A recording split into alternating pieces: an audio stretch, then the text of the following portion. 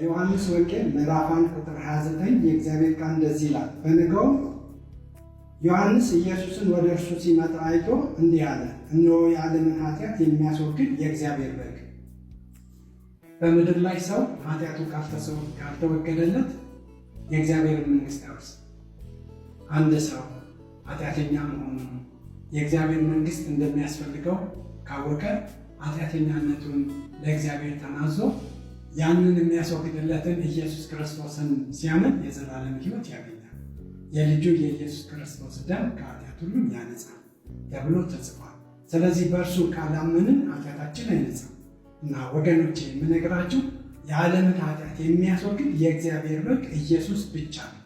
ይሄ በግ ለእኛ ሲል የዛሬ 2000 ዓመት በመስቀል ላይ ተሰውቷል፣ ደሙን አፍስሷል፣ ሞቷል፣ ተቀብሯል፣ በሦስተኛው ቀን ተነስቷል፣ እንደገና በ40ኛው ቀን ወደ ሰማይ አድርጓል። ድጋሚ ይመጣል፣ የራሱ የሆኑትን ሊወስዳቸው፣ ወደ መንግሥቱ ሊያስገባቸው።